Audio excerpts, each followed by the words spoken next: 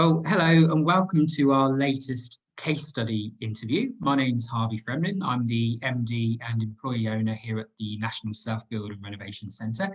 I'm delighted today to be joined by Peter Fellows, who's going to tell us about his second self-build project. So, hi Peter, nice to meet you. Hi Harvey, how are you? I'm very well, thank you.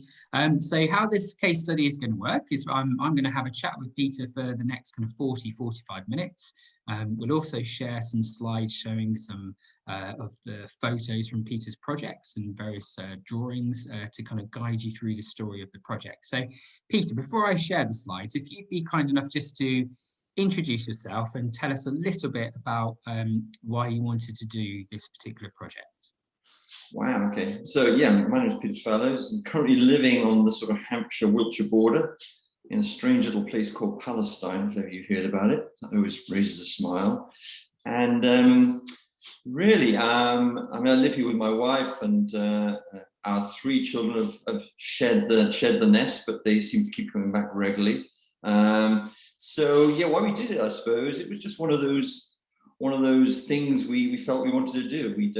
We'd self-built before, about 21 years ago, and went through quite a, as naive self-builders, we got into that first project, but ended up with a house which we felt was really nice, and quite enjoyed the process of going through with it, although we were sort of more, as I said, naive about the process rather than going in with too much knowledge. It came out unscathed, and we ended up living there for 20 years. So, it wasn't the original plan, but we did end up living there. But the families change. The children grow up, they leave home, and we thought we could do another one actually. And we thought we could perhaps do something a little bit different. So we did. We sold the house, we moved to our new area here, and we rented accommodation and started the process again. Excellent, thank you. I'm really looking forward to sharing this project with everyone. So I'm just going to share my screen now so that everyone can see the project. So, okay. So Peter, just checking, can you see that on your screen? Yeah, good. Brilliant, lovely, thank you. So, okay, so let's get going. So first of all, we've got this really nice fact file. So for people watching this case study, you can find the full details and all the images and a bit more information about this on the NSBRC website, along with quite a wide range of other case studies as well, of all different types of projects, different sizes, different methods of construction. So Peter, yes, so this just gives a nice snapshot really of some of the things you've just said in terms of where you were building, and so what it does say here is that you chose the SIPS construction method, structural insulated panels. So we'll talk about that in a moment, and why you picked that particular building system. Yeah. And then it also highlights that having a contemporary design and a genuine kind of sustainable element to the building was important to you. Is that right? Yeah, that's absolutely right. Is right.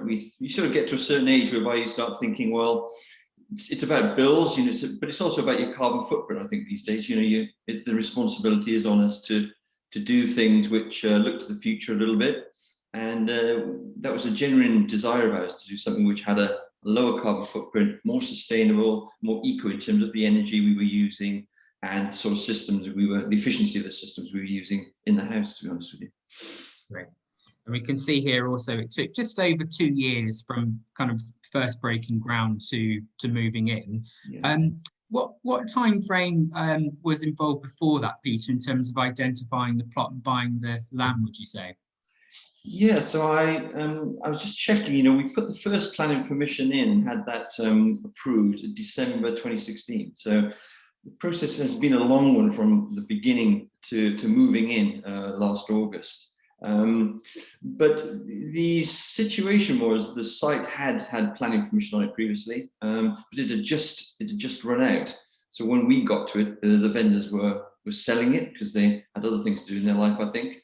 The site hadn't been worked on at all. But we then inherited a site which had planning permission, which on a house which we really didn't want to build. We felt we could do something different. So there was this recycle going around and getting different planning permission approved. We worked with the architect that had been involved in the initial planning permission. We went to him and thought, well, if he's done it once on this land and he's worked with the local planning authority, let's have a chat to him and see what he thinks.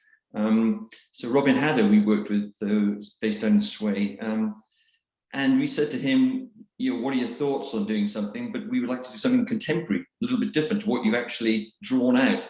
And I think he was generally pleased with that approach. I think he genuinely wanted to do something more contemporary. And we went through this process of sitting down with him and saying, well, we've got a plot, it's a certain shape and size. We had a certain other issue on this plot, which was the trees.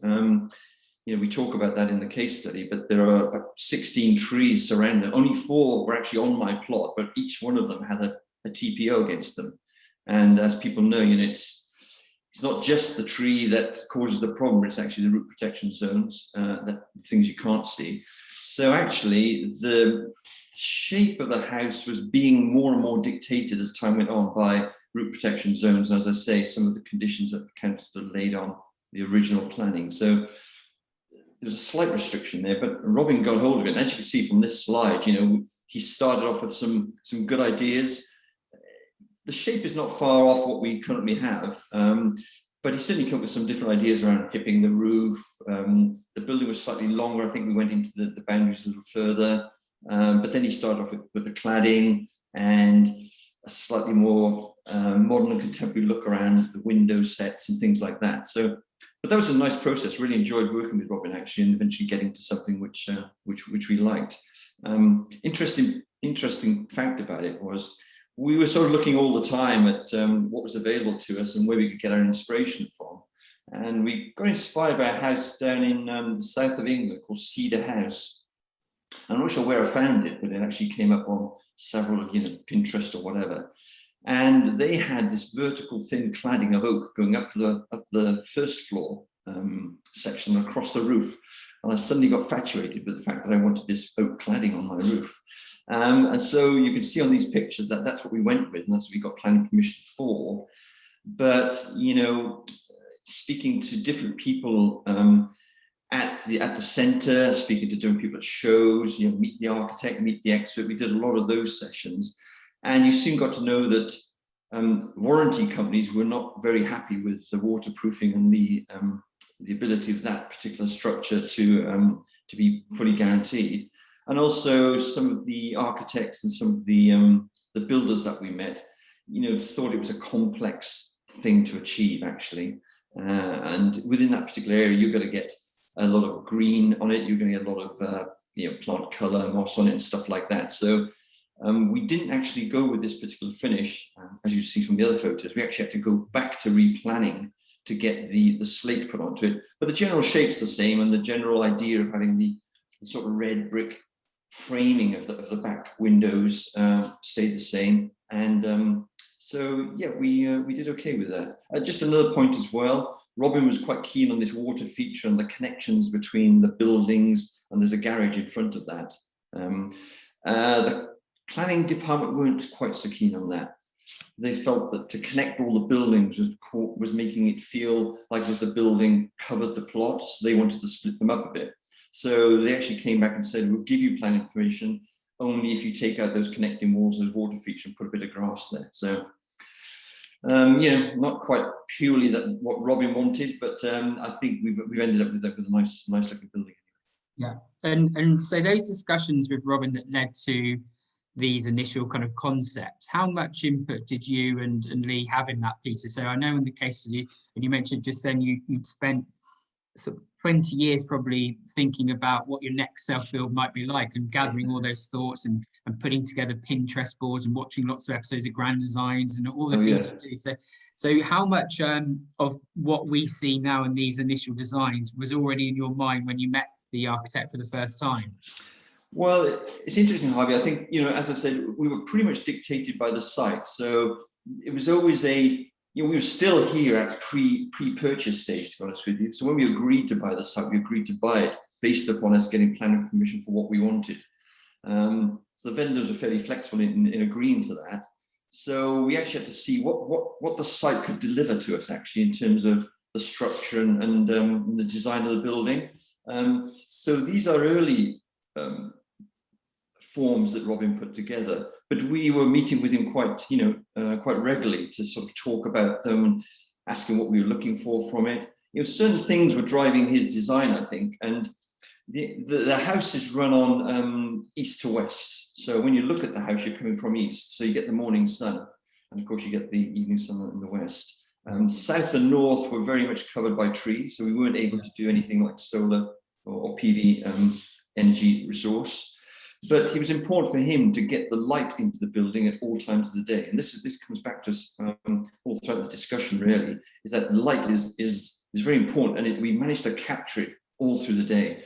So the glass joining of the front piece of building, I mean, we could have gone 2 stories in the front bit of building, obviously, but keeping that as a single story and having the glass link there allows us to get light in the morning. And as it comes around the building, we're getting it in the afternoon, as you can see from the bottom right corner, into the double the sliding doors then on the first floor level, and the large windows. Sorry, the large windows on the first floor level, and the sliding doors on the ground floor. So that was quite important to us, and these sort of things dictated how the shape came together. Yeah, great. So if we've got some different floor plans that may not come across brilliantly on these slides, but it give people an idea. But I think so.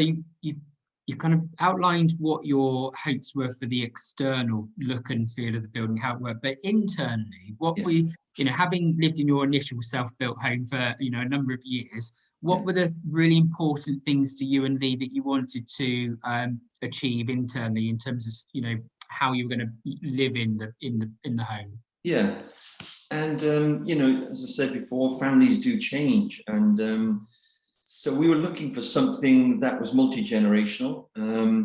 Lee's mother is slightly infirm; she's getting into her mid-80s, so there was a chance that Lee's mother would come and live with us. So we had to look at some sort of annex or an isolated bedroom bathroom type arrangement, and we've actually got that in the front annex building. Living as a family, though, we were looking more towards open plan. I know that is the trend, but it's proved to be a very social area and space for us to use, actually, and it's worked quite well. I mean, in the previous house, we had a kitchen, we had a dining room, we had a lounge, the traditional layout. But for this one, we thought we would go open plan. We thought we had the space in that ground floor level to be able to do that. And as I say, in hindsight, actually, it's worked really, really well, because people can not only talk when you're cooking, you can go to the table and use your laptops and work some time of the day. You can go back into the living area, sit down there and read or watch the television. So it's a very sort of dynamic space in that sense. And we sort of managed to split the house up. So the first floor, you see there's 3 bedrooms. That's basically where most of the people sleep. On the ground floor, we have this living and this sort of mobile dynamic area. And then down in what we call a basement, although it's a walkout basement, so we have a lot of light down there. We've got an office, which is where I'm speaking to you from today. We've got a shower room, another bedroom or a snug, which you can vary the use of that. And then also this multi-purpose room, which we've set up as a gym because it's a little bit remote and I have to try and keep fit. But it's also wired up and laid out for a cinema room or a playroom for children or something like that. And then having access from those rooms out onto a patio directly outside through the bifoot doors, I think gives you this ability to expand the space and feel as if it's really open. I think as self-builders, we're able to think about how we want our building to fit our lifestyle. And I think we've managed to do it really well with this. We're not, you have to compromise a little bit, obviously, in projects, but within the form and function of the use of it, I think you can get as close to you want to as you possibly can if you've got that control through self-build. And I would encourage self-builders to actually try and live it, walk through this building even before it's built, and just to think about how it's going to be used. Almost where the plug sockets are, how you're going to make a cup of tea, where you're going to sit and eat your breakfast, or how people are going to live, the noise, the sound, the ability to work, play, all those sort of things are something we spent, as you said, quite a few years thinking about. And we've sort of got it okay, actually, I think. How did you have any tools to help you visualize that, Peter? So just as you described there, sort of imagining how you're actually going to interact and live in the home. Yeah. What did you use to help you really kind of think about that? That's a good question. I think I've probably gone on and tried every free bit of design software that you can get hold of, but they're never easy to use, quite honest with you. You usually have to get the whole thing, and that could be quite a time-consuming element. Pinterest and some of the social media outlets like House, again, they're pretty good actually in getting to the detail. They can give you a visualization of what you want. They can give you some of the detail of how room layouts can work. They don't get to the guts and the engineering of the building, which is quite extensive on this one. But they do give you a way of sort of living your life through pictures, I suppose. And we certainly used a lot of those. We had a lot of Pinterest boards on every room, every element of every room. And we were taking influence from anywhere we could get it, to be honest, Harvey. We weren't proud about where we got our influences from. But we were taking what information we probably could. And that brings us to the center and some of the things we did. We must have gone to, a dozen shows. We've been to the NSBRC many, many times. Lucky that it's quite local to us. But you just think of something, can I find out some information on how that would work? And we were able to pop up and have a look through the reference material and also see it at the centre. So it's been valuable to us, actually. Yeah, and that comes across actually when people read the case study. You were prepared, and I think you recognise the importance of investing quite a considerable amount of your own time to make sure you got all those those ideas together and made the right decisions. Yeah, we did. I mean, as you see from the drawings, we actually we went then to a guy called Mark Benzies at C3 Design to actually put the drawings together, and that was essentially because we wanted to have a bit more control, or we wanted to have a bit more input to it. And that time Robin had come up with a design. He's an award-winning architect, so we were lucky to find him. Came up with a design, and then unless we were going to go full service with him, he really didn't want to go in bits and pieces. So we came back and said, well, we're going to find an architect that could do the drawings. And we worked through some of the finer details with Mark, some of the internals more than anything else. Yeah, we have the best of both worlds, I think. Great. Okay, so let's move on then to you've gone through the design stage, you obtained planning, and I know you talk a bit about how you got your planning in the case study itself. And I think planning permission, fair to say, it was reasonably straightforward. Obviously, bearing in mind the issues that you have with the TPOs, is that right? Yeah, I think it was. I think generally the planning department were quite positive and supportive of what we were trying to do. I mean, the village is very, very small. 90% of the buildings are typical, dormer windows, quite tight angled roofs. Most of the buildings and houses, actually, you see in the bottom left-hand picture, there's a house opposite us, and you can see the door. And that's a sort of traditional look. It's what many of the houses do. Ours was very different. I think I said in the piece that somebody that wrote into the council wasn't quite happy with what we were doing. Called it a series of metropolitan boxes, which wouldn't really fit. Now, the council could have taken that, I suppose, and made a bit of it, but they were quite supportive of the design. They thought they liked the contemporary look of it. When we changed from that crazy oak strip cladding that I originally came up with and moved to a real slate covering for the first floor on the roof, they made us go through another planning application, which really did add a few months to it.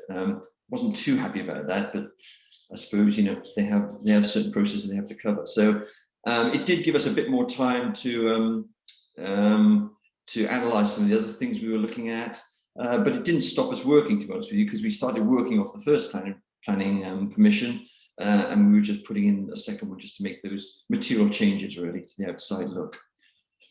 And did you do any work to engage the local neighbours and tell them what your plans were and hopes for the property?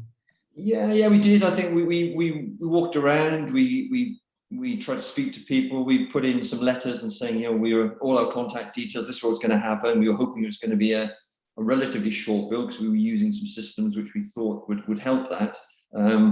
We were moving into the area. You try and make yourself as personable as possible. I mean, our neighbours are okay. They're not the most. It's not got a really active village life, so they tend to keep themselves to themselves. But we tried to clear the fact, and Robin felt that was important in the planning permission as well. Try and get some feedback from your neighbours to see what their feelings were. Obviously, we had one neighbour which didn't quite like what we were doing, but everybody else was quite supportive of it. And yeah, we haven't had any problems at all. No, good, good.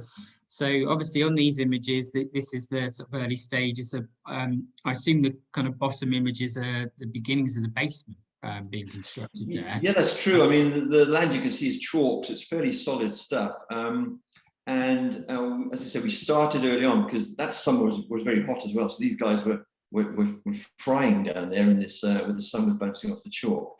But you can see the slab has been put down there, and the step-up blocks were being placed up with the reinforcement metal.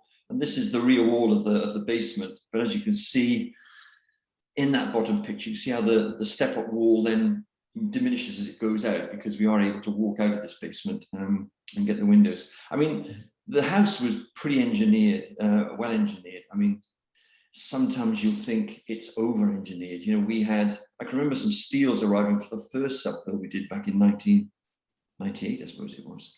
And they were stuck on the back of my dad's van. And we both hiked them up to the top of the attic and just connected them up. I understand there was close to 8 tons of steel in those reinforced walls and the slab on this build. And then on top of that, we had huge steels that were going across the top between the basement and the ground floor. And then there were very, very large lintels, allowing us to drive some big sections of glass for the outside windows and bifold doors as well. So there's a lot of steel and a lot of engineering, which again I found quite interesting to go through, but it was a bit of a task. Yeah. And all that material, Peter, that they're taking away there to create the space for the basement, was that did that represent quite a large cost in your budget? Yeah, it did. It was quite a few £1,000s. Yeah, it was a cost which, well, yeah, and that's some of the differences you get, Harvey. You know, between when you built 20 years ago and when you're building now, you usually be able to put that in a lorry and take it somewhere. And usually a farmer or somebody that had some land had a hole to fill, and you could stick it in. These days, you cannot do that because they need licenses to do it, and there's a lot of control. So you end up having to pay for it, unfortunately. Yeah, and I think that was a good, probably over £10,000 to shift the material. Yeah, yeah. So I'm going to move on to talk about the actual construction system and the SIPS panels. But before I do that, I think it's important. What comes across really well in the written case study that, again, people can see on the website is you opted to use a local builder rather than project manage the build, directly yourselves. So, and it sounds like you had a really good experience with them. So it might be worth just telling people, how you found the builder and how you chose to work with them. Yeah, I mean, I suppose initially the builder found us a little bit. I mean, the builder is a local family that have been in building for many, many, many years. So they built quite a few houses in this village, to be honest with you. And when we were looking at the site and making ourselves known around the area, they actually came to see us at the site and said, we would be interested in looking at this build for you if you'd invite us along. So we did, and we ended up building without a contract. Now I know that is probably against every self-build law you can write, and people will be cringing when they hear this, but we actually had such a great relationship with them. And of course, if the guy's local, he can't do a lot wrong in his own local community. But we did end up building without a contract, but it's gone so well. We've had a really good experience. I think the complexity of the build meant that I would have had to have taken a year off work probably to manage it. I think it is quite complex in terms of coordinating, the engineers we had with the architects, with the various suppliers. And Adrian from AK Burden and Sons did a marvelous job doing that for us. So whilst we were involved in coordinating some of the suppliers we went to directly, I think I say that in the case study, that we did actually purchase some things directly and had a direct relationship, the SIP supply being one of those. Adrian was there to make sure all the interfaces worked out and that it went as smoothly as it possibly could. Yeah, great. It's really good to hear. So, and as you say, I think if for anyone that would attend our project management course or self-build course would be told the importance of having a contract, but I understand you had that local relationship. So next slide, and we can see the SIPS panels arriving. And So I guess the obvious question really is why SIPs? Why did you go for that building system over and above other options that you had? Yeah, I mean, we spent quite a long time going through these different build systems. I mean, I've been loving this self-build topic for many, many years. I can always remember having the first Potland catalogue they ever put out, looking at, wow, a timber frame, that's a bit radical. And I think, to be fair, the builders tend to use block and brick, so they're down to a more traditional or straightforward build system, because that's what they've known about. And that was the original idea. The builder was going to do block and brick and do it. But the more you look into SIPs, I mean, I think it's a great system. It's a solid system. It clicks together almost like a jigsaw, like some sort of 3D structure. So it's going to be very airtight. The levels of insulation are very high from it. And also for us, it was able to give us these vaulted ceilings inside the first floor without additional structure, without additional steel, without additional, work and cost. So for me, it worked really, really well. And you have one of those self-build mornings or self-build moments at the top left-hand slide, which the massive crane arrive and start doing it, and that's quite a buzz. But 2 weeks it took them 2 weeks to put the ground floor and first floor together, and from when they arrived to when they actually left site, fully done. And that's quick. Another reason I felt it was a dry system to use. I mean, we went past, there's a local house that had been built using a block and brick and a wet system essentially. And you could see the condensation building up there over time, and it was taking a long time for that condensation to clear out. We have never had condensation in this house from the day we moved in. I mean, that helps having the ventilation system in here as well. But I think it's a very dry, very warm, and highly insulated area, which I'm really happy with the build system actually. Great. Well, we're already 30 minutes into the case study, Peter, so I'm aware of time, but I think one of the things that is of real interest, because it's one of the key drivers for a lot of visitors to the centre, is you had a real focus on achieving something that was sustainable and energy efficient. Yeah. And you've already mentioned ventilation. I think you said at the beginning that you weren't, because of the tree shading and the nature of the plot, that solar wasn't particularly an option, but you've opted for underfloor heating, which we can see in the top right image there, ventilation, air source heat pumps, a sedum roof. So first of all, Peter, why for you and Lee why was it important to build something that was efficient and sustainable? Yeah, I think from a personal and selfish point of view, we were hoping that we could drive the bills down. Essentially, energy bills are quite expensive.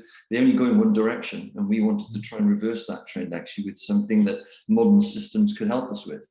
And I think we have spent a fair bit on the air source heat pump route. We could have actually gone a gas boiler if we wanted to, but we decided no, we sort of go with the air source heat pump.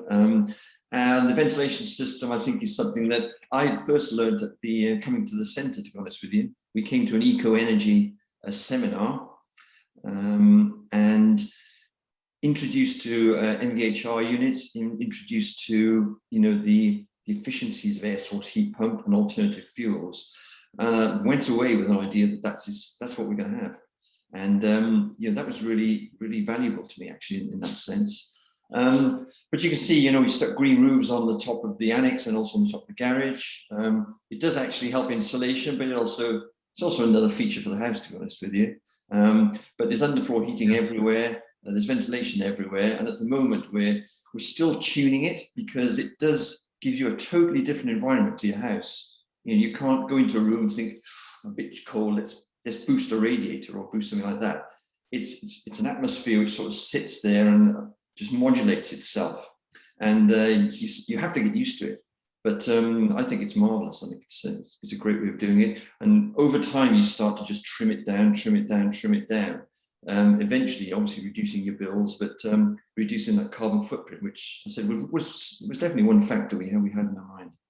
Yeah, I mean, I think that's right. I think that those two drivers of kind of personal reducing your energy consumption, therefore bills, and doing a bit for the planet is how most people see it. And I'm trying not to get too distracted by those stunning views in the image in the top right, so I'm going to come back to that, don't worry. But just so I think that'd be really interesting. So for everyone watching the case, you've installed these, what we would kind of describe as renewable technologies, these modern heating systems.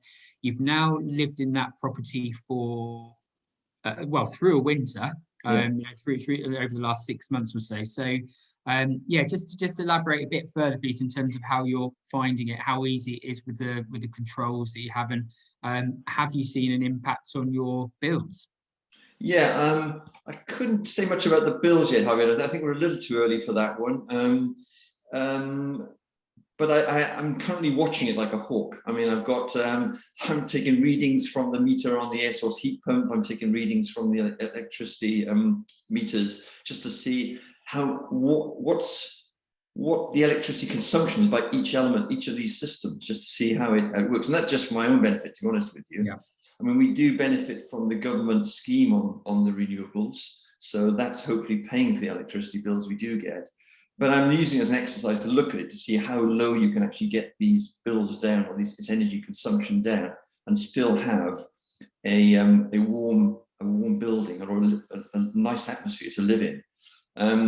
The air can be a little dry, I think, so I have to look at the humidity levels we're currently getting. But we do have the ventilation. You can open windows, you can open the doors and get air flowing if you fancied a bit of fresh air and it was particularly warm. Everything is driven by my mobile phone, so I know that's a bit much for some people, and some people might not want that. But the apps to drive the heating system and the ventilation system are all on your mobile phone, as is the lights and the automated blinds in the house through our home automation system. But the energy is working quite well. I mean, we put a log fire, a burner in the lounge living room area, and I've not even gone anywhere near it with a log yet. And so we've been through a winter, we've been through some cold snaps, and we just cannot find an excuse to light a fire at the moment. So I have a horrible feeling that's going to be just, I'm going to stick some flowers in there or put something in there. I don't know what to do. That's interesting. So, so we'll look at the some of the finishes options now then, Peter, but before I do, I mean, just tell us about that view and how you achieved it with the glazing, because even, with that small picture that we can see here, you can tell it's a really important part of the home and one, a real feature. Yeah, it is. I mean, I suppose we all like to have a bit of a wow factor in our houses, and that is certainly it. So people come in through the front door. As you can see on the bottom right, you walk up the path, and the front door is then on your left-hand side and into the glass atrium. But we've got double glass doors then that go into the open plan area. So they get a quick early sight of what's there, and they just walk into that room. You have this fantastic view out of these doors. So they were very expensive. They're a big investment, big bits of glass like that. But I think they're worth it, and I think somehow you have to find the money to deliver those things, because it makes you feel good about your building that you've spent all this time and energy doing. And I think it does give you that wow moment. So the windows were all from Velvac, and we certainly used the centre to go up and play with the Velvac stand up there and meet them at some of the shows. They're all triple glazed because the cost difference between double and triple glaze seems so small these days. It's just, why not do it? And the large double sliding doors, we've gone with sliders in the middle and fixed panes either side, but there's just over 10 meters of glass in that wall there, which does have a real impact. The view is out over farmland, so we are lucky enough to have open fields, which, they're crop fields, so that crop changes every time. We're in an area where the red kites fly around, so it's quite a nature view actually out there, and it's a lovely view. So we've got a nice setting. We're lucky to have a nice setting. Yeah, no, it looks fantastic. Looks really great. Right, I'm going to go through some more of these slides. So, this gives you some more images actually of the view, then the external features. So you can see even on that top left image, that does look to my eye quite close to some of those initial designs that the architect put together for you. Once you're looking at the the finishes that you chose there. It does, doesn't it? Yeah, I mean, actually, even the slate, I mean, on the previous slide you showed, the slate looked quite black because it was probably a bit wet, and it was coming at it from a different, the light was shining on it. I mean, some of these natural materials, although the house is quite contemporary, modern under the skin we've kept to be quite natural. So they're hand-built, handmade bricks, Michelmersh bricks, and also their slate. So you can see on the top left hand, that actually looks a bit like the aluminium cladding, doesn't it, really? But yes, that goes with it. The right hand side, you can see some of the additional engineering we've had. I mean, those bits of metal were really expensive, but you've got to have it these days. The engineers send you all the calculations. You can actually see there's something else we did with the house, and this was something that I quite like. I was trying to avoid hanging too much on the outside of the house altogether. The design was to have a slightly lighter top onto a base, so you can see the first floor sits slightly tucked into it. And on the top right hand, you can actually see where we've hidden the gutters. So I sourced a local fabrication, a two-man welding company around here, and they built for me a slotted aluminium downpipe and gutter system. So that's gone on, and that's buried and worked quite really well. They also designed and built the metal staircase that we've got going from the ground floor down to the basement. So that was quite nice, but it's quite nice to use local people, I think, to do that sort of thing. Yeah, and you can see some of the rooms here. So bottom left, we've got the main open plan area. That's the lounger. You can see my log burner there, very prominent.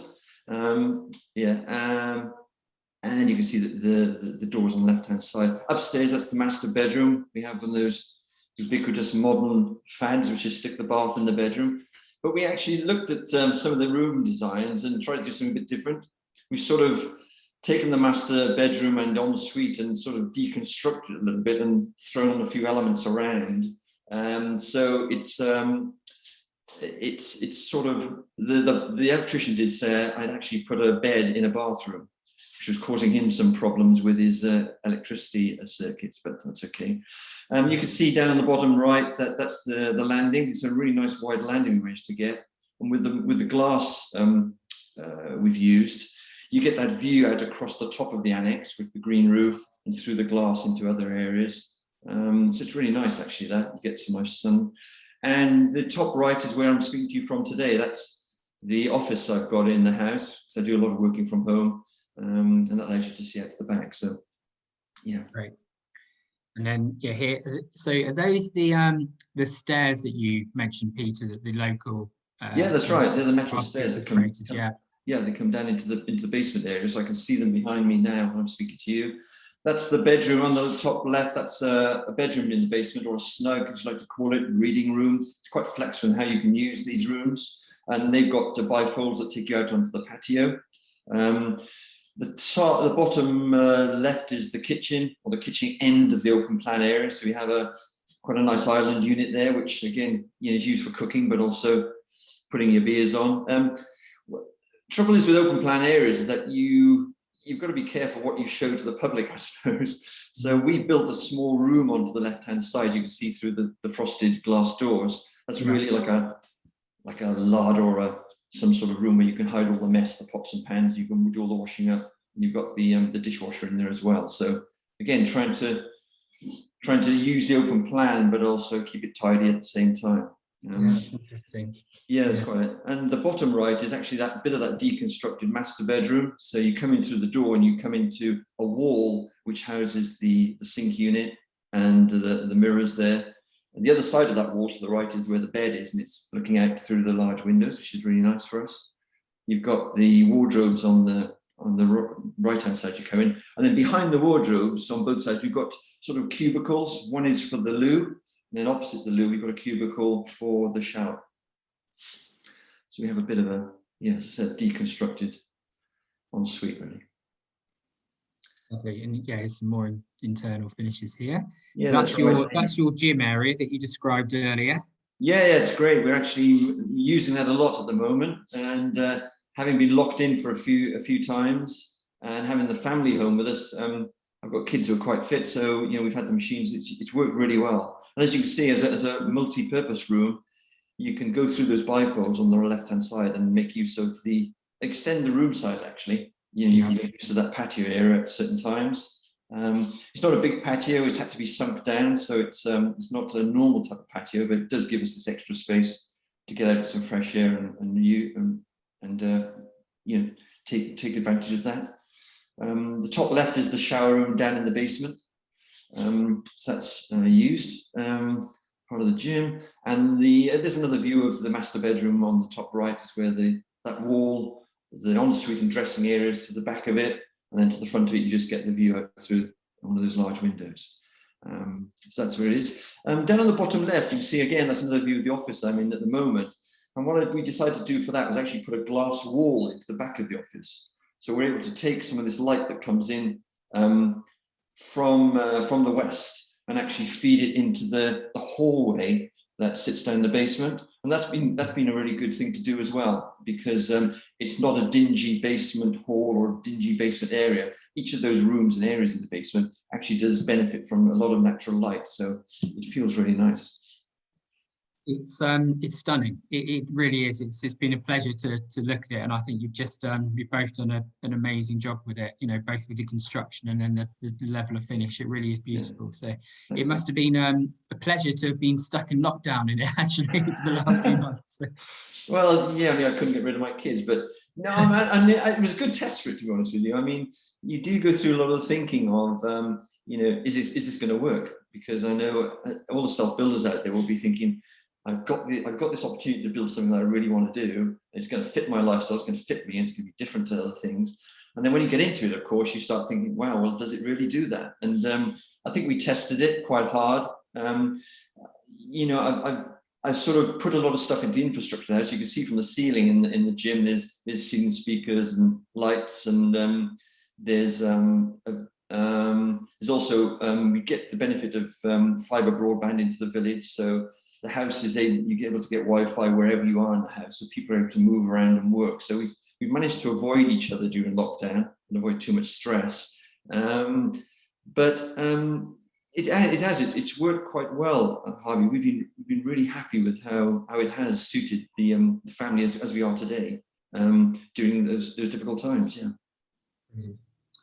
So that brings us, believe it or not, to the end of our session, Peter. And I think we said before we began, we said we could easily added another hour onto this, and I think that is absolutely true. So, but one final thing, Peter. So for everyone that's watching this case study, and will, I'm sure, go on and read more about it on the NSBRC website, what are your kind of one or two takeaways that you would offer to people that are potentially considering a self-build project, from your own personal learnings? Yeah, I think self-builders are hardy people. We put ourselves through the mill, I think, for big periods of our lives, really, or to achieve something different. I mean, I think the planning is obviously very important. I mean, I've spent a lot of time planning what we wanted to do. I think I said in the piece that we were lucky enough to be able to rent somewhere and stay there.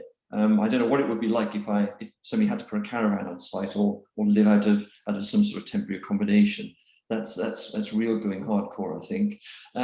Put the money in place as well. We were lucky enough to be able to put that in place, because I think it will run over, budget in that sense. So you have to keep an eye on that and look after that quite carefully.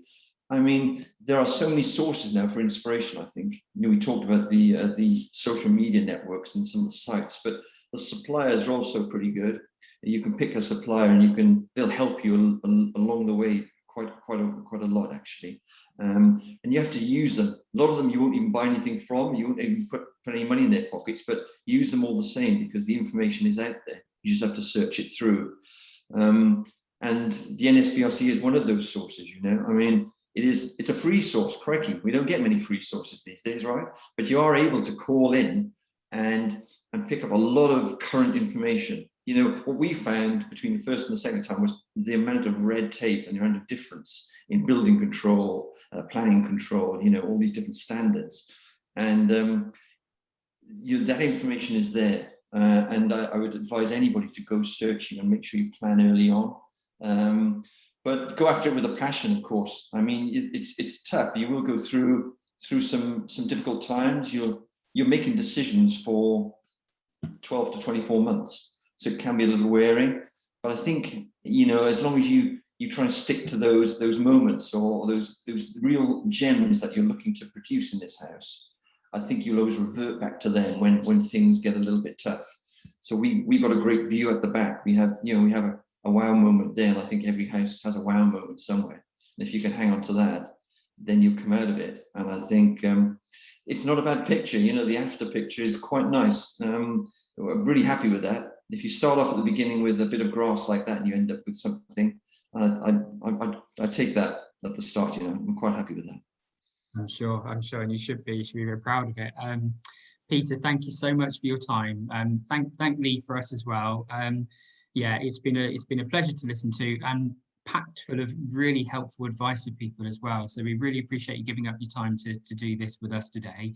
And for everyone watching this, whether you're at the centre or at home watching it, as I said, you can read more about this case study on our website, and see quite a wide range of other different projects, different sizes, different types, and renovation projects on there as well. So feel free to have a look at those, and hopefully it will give you the inspiration before you go ahead and do your own project. So Peter, I noted that you haven't ruled out a third self-build. Is that right?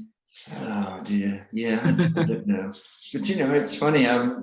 This has been a big project, but on our country walks, we go past a small house, and it's a single-story wood-clad house with big overhangs and verandas. And I'm thinking, yeah, that looks a lot simpler. You know, just a couple of rooms, a bit of wood cladding, and but I'd probably want to stick, some eco energy on it. I'd probably want to ventilate it. I want to stick a smart system in, and so I'd probably end up doing something daft to it. But yeah, why not? I mean, I think there's a bit of life in me yet, so we'll see how it goes. Okay, well, if you do, let us know about it. But in the meantime, enjoy this one, because it is a fantastic one too. So, Peter, thank you very much. Thank you. It's been a pleasure. Thanks, Harvey. Bye-bye.